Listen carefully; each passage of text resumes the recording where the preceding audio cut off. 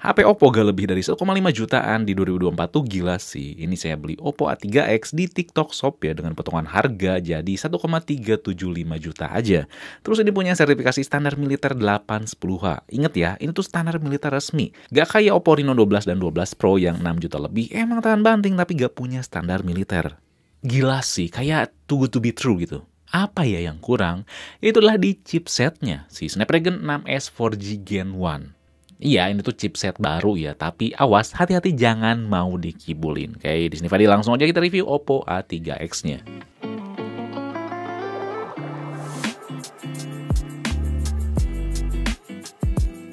Yang pertama tentu bahas masalah desainnya dulu ya. Jujur ini pas dikasih ke istri saya, pas dinilai tuh dikiranya ini tuh HP 2 juta ke atas harganya.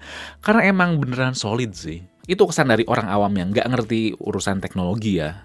Dan penilaian saya juga sama, ini tuh kokoh banget. Ya emang plastik, tapi namanya udah berstandar militer 810H pasti kokoh. Karena jangan salah ya, kalau ada HP udah dapat sertifikasi tersebut, ini tuh benar-benar udah lolos pengujian ekstrim, mau jatuhan sampai suhu yang beragam.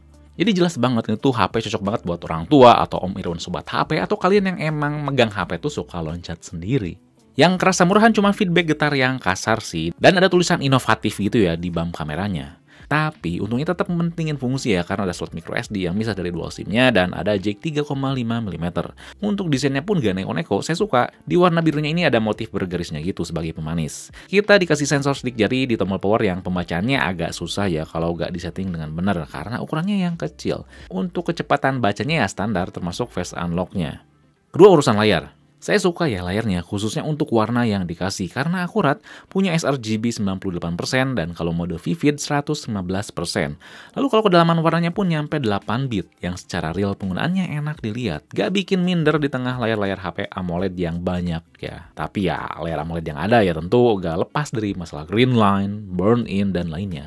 Ini udah pakai punch hole ya, bukan poni, jadi cukup enak dilihatnya. Untuk sensitivitas juga nyaman, udah cukup baik di harganya. Movementnya juga mulus karena kebantu refresh rate 90Hz.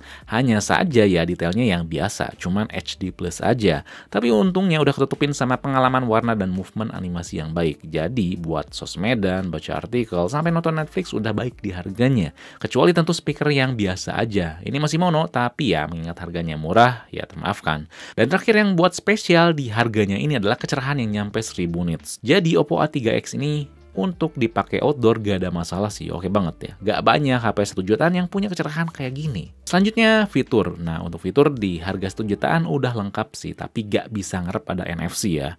Di sini kita bisa nemu app cloner buat gandain aplikasi, bisa nyembunyiin aplikasi, nyembunyiin file yang penting, ada charging limit supaya memelihara usia baterai, floating window buat mempermudah multitasking, ada sidebar buat permudah buka aplikasi, ada kids mode, ada simple mode buat orang tua biar gampang lihat UI HP jadi lebih besar, beauty mode video call buat WhatsApp, dan yang paling saya suka ada file dock. Jadi bisa nge-copy berbagai file, gambar, dan tulisan dan disimpan di satu tempat yang nantinya kita bisa paste di email, WhatsApp, atau lainnya dengan cara menggeser aja. Lalu untuk penampilannya ada pengaturan yang rapih ya di wallpaper and style. Bisa ganti tema, font, dan ada colors yang bisa ubah warna sistem sesuai dengan warna wallpaper.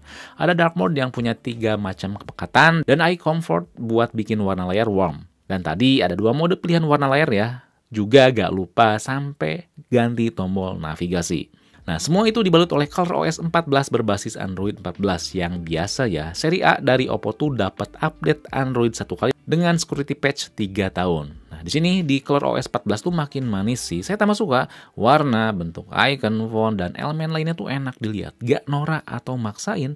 Tentunya di sini hadir berbagai bloatware yang harus dihapus ketika baru pakai HP yang ganggu experience si ColorOS. Yang tambah ganggu lagi, ada aplikasi pinjol yang gak bisa dihapus. Capek banget sih ke brand yang maksain ada aplikasi pinjol di HP-nya. Kan mending minjem ke temen aja gitu. Minjem cepet, boleh kan?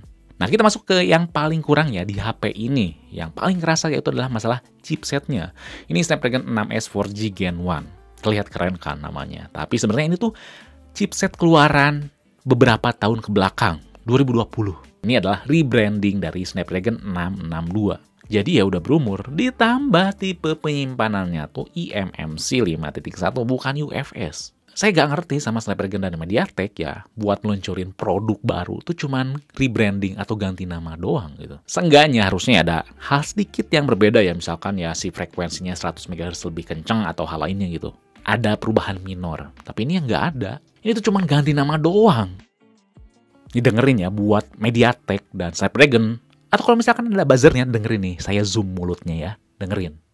Kalau misalkan mau buat produk baru, jangan ganti nama kayak gado-gado jadi salad with peanut sauce, oke? Jadi kepada user kalau misalkan nemu chipset baru ya dari Snapdragon, MediaTek, atau ya vendor si chipset lainnya, jangan seneng dulu ya, lihat spesifikasinya apakah itu beneran baru, ada sesuatu yang baru, atau rebranding dan ganti nama doang ya, jangan seneng dulu. Yang ketika dipakai cukup harus bikin sabar, khususnya waktu berpindah aplikasi satu ke aplikasi lainnya, karena agak jarang ngerasa lag. Sebenarnya nggak akan lag kayak gini kalau Oppo tuh pakai suatu sistem Android yang lebih ringan, katakanlah Android Go atau pakai ColorOS yang minim fitur dan minim kustomisasi. Kan ada ya kalau misalkan Realme 1 jutaan atau Xiaomi juga, yang tetap pakai Realme UI dan MIUI, tapi si UI-nya tuh kayak Android murni ya. Beda gitu dari si Realme UI dan MIUI lainnya. Walau gak berbekal Android Go dengan suatu UI yang simple, terus fiturnya gak banyak, itu dijamin bikin sistem lebih enteng walaupun pakai eMMC dan chipset yang jadul. Jadi ini saran saya kalau Oppo kedepannya pengen buat HP minim budget hardware-nya, ya gak usah paksain fitur lengkap dan tampilan software yang cantik. Dan tentunya kalau doyan gaming di harga 1 jutaan ini bukan pilihan. Ya sekedar main PUBG atau game ringan lainnya bisa. Saya coba main PUBG settingan high smooth dengan game mode nyala, bisa dapat 28-30 FPS lah, habis 6% selama 28 menit. Dan yes, terlepas kekurangan tadi, suhunya tuh di sini adem dan stabil, termasuk daya tahan baterainya yang baik. Dengan pemakaian intens ya, ada WhatsApp bisnis, main TikTok, Instagram, sampai main game dan tag foto video, konsumsi 87% bisa ngasih screen on time 4 jam 10 menit. Ini asik sih, ditambah ngecasnya pun cepat 45 watt.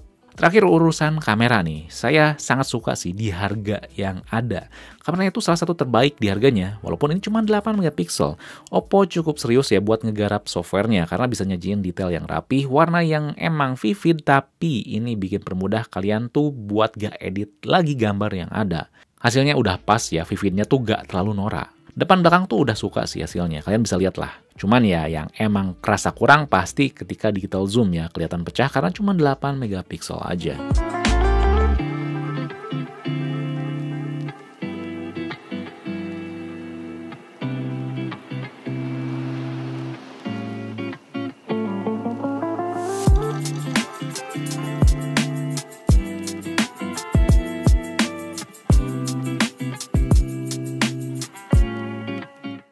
Setara kayak cuma si move-nya lagi sini rekam, tapi gitu nanti gimana kita lihat. Yang pasti sih agak kurang nyaman, pun yang studionya ada delay gak langsung gitu, dan kalau misalkan jam ya lah.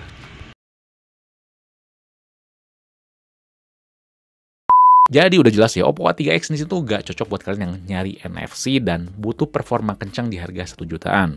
Kalau kalian tuh gak butuh dua hal itu, hal lainnya tuh bisa kalian suka, pasti sih. Karena cukup enak ya, kecuali ya dua hal tadi. Oke, jadi sekian aja video review Oppo A3X-nya, dan gimana kalau misalkan kita bandingin dengan Itel P65 yang punya harganya tuh sama, tapi katanya punya performa yang lebih, mending yang mana?